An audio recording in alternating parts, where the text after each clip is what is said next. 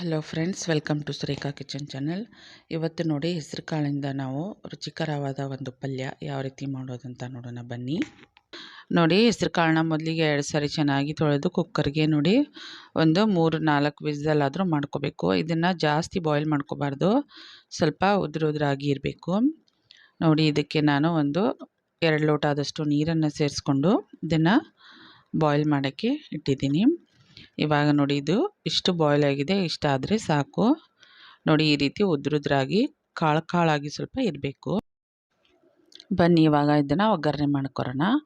ಮೊದಲಿಗೆ ಒಂದು ಕಡಾಯಿನ ತೊಗೊಂಡು ಇದಕ್ಕೆ ನಾನು 2 ಟೇಬಲ್ ಸ್ಪೂನಷ್ಟು ಆಯಿಲನ್ನು ಸೇರಿಸ್ಕೊಂಡಿದ್ದೀನಿ. ಇಲ್ಲಿ 1/4 ಟೇಬಲ್ ಸ್ಪೂನಷ್ಟು ಮೊದಲಿಗೆ ಜೀರಿಗೆನ ಸೇರಿಸ್ಕೊಂಡಿದ್ದೀನಿ. ನೋಡಿ, ನೆಕ್ಸ್ಟ್ ನೋಡಿ, ಇಲ್ಲಿ ಶೇಂಗಾ ಬೀಜನ ನಾನು ಈ ರೀತಿ ಸ್ವಲ್ಪ ಕುಟ್ಟಿ ಇಟ್ಕೊಂಡಿದ್ದೆ, ಅದನ್ನು ನೋಡಿ ಈ ರೀತಿ ಮೊದಲಿಗೆ ಸೇರಿಸ್ಕೊತಾ ಇದ್ದೀನಿ. ಇದು ಸ್ವಲ್ಪ ಫ್ರೈ ಆಗಲಿ. ಒಮ್ಮೆ ಈ ರೀತಿ ಹೆಸರು ಕಾಳು ಪಲ್ಯನ ಮಾಡಿ ನೋಡಿ, ತುಂಬಾ ಚೆನ್ನಾಗಿ ಬರುತ್ತೆ ನೋಡಿ. ಈಗ ನೋಡಿ, ಶೇಂಗಾ ಬೀಜ ಎಲ್ಲ ಚೆನ್ನಾಗಿ ಈ ರೀತಿ ಫ್ರೈ ಆಗಿದೆ, ಇಷ್ಟ ಆದರೆ ಸಾಕು. ನೆಕ್ಸ್ಟ್ ಇದಕ್ಕೆ ನೋಡಿ, ಸಣ್ಣದಾಗಿ ಹೆಚ್ಚಿರುವ ಈರುಳ್ಳಿನ ಇಲ್ಲಿ ಸೇರಿಸ್ಕೊತಾ ಇದ್ದೀನಿ. 2 ಈರುಳ್ಳಿನ ತೊಗೊಂಡಿದ್ದೀನಿ. ಇದಕ್ಕೆ ಈರುಳ್ಳಿ ಸ್ವಲ್ಪ ಜಾಸ್ತಿನೇ ಹಾಕ್ಕೋಬೇಕು, ಅಂದರೆ ಚೆನ್ನಾಗಿ ಬರುತ್ತೆ. ಇವಾಗ ಇದನ್ನು ಸ್ವಲ್ಪ ಫ್ರೈ ಮಾಡ್ಕೊರೋಣ.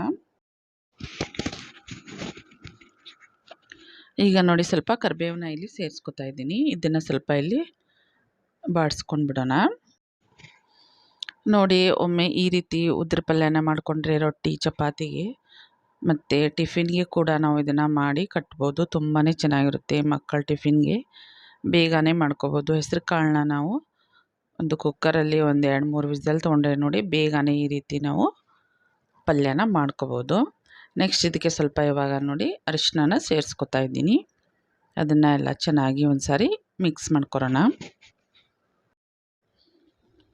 ಇವಾಗ ನೋಡಿ, ಇದಕ್ಕೆ ಒಂದು ಟೊಮೊಟೊನ ಇವಾಗ ಇದಕ್ಕೆ ಸೇರಿಸ್ಕೊತಾ ಇದ್ದೀನಿ.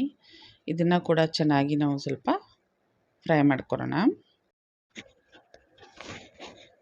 ಈಗ ನೋಡಿ, ಟೊಮ್ಯಾಟೊ ಫ್ರೈ ಆಗಲಿಕ್ಕೆ ಇಲ್ಲಿ ಸ್ವಲ್ಪ ನಾವು ಉಪ್ಪನ್ನು ಸೇರಿಸ್ಕೊಂಡ್ಬಿಡೋಣ. ಬೇಗನೆ ಟೊಮೆಟೊ ಎಲ್ಲ ಸ್ವಲ್ಪ ಮೆತ್ತಗಾಗಿಬಿಡುತ್ತೆ.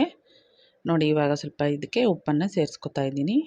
ಇವಾಗ ಒಂದು ಸಾರಿ ಚೆನ್ನಾಗಿ ಮಿಕ್ಸ್ ಮಾಡಿ ಒಂದು 2 ನಿಮಿಷ ಈ ರೀತಿ ಎಲ್ಲನೂ ಬಾಡಿಸ್ಕೊಂಡ್ಬಿಡೋಣ. ಈಗ ನೋಡಿ, ಟೊಮೆಟೊ ಎಲ್ಲ ಚೆನ್ನಾಗಿ ಸ್ವಲ್ಪ ಮೆತ್ತಗಾಗಿದೆ. ನೋಡಿ, ಇಷ್ಟ ಆದರೆ ಸಾಕು. ಇದಕ್ಕೆ ಇವಾಗ ಹಸಿಮೆಣಸಿನ್ಕಾಯಿನ ನೋಡಿ, ನಾನು ಒಂದು 2-3 ಹಸಿಮೆಣಸಿನ್ಕಾಯಿನ ಈ ರೀತಿ ಕುಟ್ಟಿ ಸೇರಿಸ್ಕೊತಾ ಇದ್ದೀನಿ. ಅಂದರೆ ಇದ್ರದ್ದು ಫ್ಲೇವರ್ ತುಂಬ ಚೆನ್ನಾಗಿ ಬರುತ್ತೆ. ಈಗ ಬೆಳ್ಳುಳ್ಳಿನ ಸ್ವಲ್ಪ ಅದನ್ನು ಕೂಡ ಇಲ್ಲಿ ಕುಟ್ಟಿ ನಾನು ಸೇರಿಸ್ಕೊತಾ ಇದ್ದೀನಿ. ಈ ರೀತಿ ಸ್ವಲ್ಪ ಇದನ್ನು ಕುಟ್ಟಿ ನಾವು ಸೇರಿಸ್ಕೊಂಡ್ರೆ ಚೆನ್ನಾಗಿ ಬರುತ್ತೆ. ಇವಾಗ ನೋಡಿ, ಎಲ್ಲನೂ ಚೆನ್ನಾಗಿ ಒಂದು ಸ್ವಲ್ಪ ಹಸಿ ವಾಸನೆ ಹೋಗೋವರೆಗೂ ಇದನ್ನು ಎಲ್ಲ ಫ್ರೈ ಮಾಡ್ಕೊರೋಣ.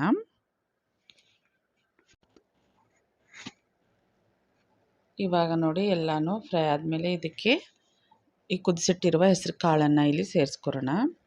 ಮತ್ತು ಎಲ್ಲ ಚೆನ್ನಾಗಿ ಒಂದು ಸಾರಿ ಮಿಕ್ಸ್ ಮಾಡ್ಕೊರೋಣ ಈ ರೀತಿ ನೋಡಿ. ಈಗ ನೋಡಿ, ಎಲ್ಲನೂ ಚೆನ್ನಾಗಿ ಮಿಕ್ಸ್ ಮಾಡ್ಕೊಂಡಾಗಿದೆ.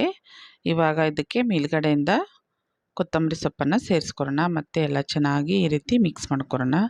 ನೋಡಿ, ಎಷ್ಟು ಚೆನ್ನಾಗಿ ಕಾಣ್ತಾ ಇದೆ. ರೊಟ್ಟಿ, ಚಪಾತಿಗೆ ತುಂಬಾ ಚೆನ್ನಾಗಿರುತ್ತೆ ನೋಡಿ ಇದು.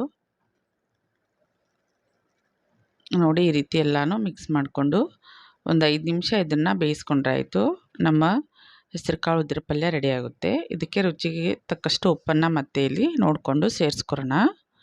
ಮತ್ತು ಎಲ್ಲ ಚೆನ್ನಾಗಿ ಈ ರೀತಿ ಮಿಕ್ಸ್ ಮಾಡ್ಕೊರೋಣ.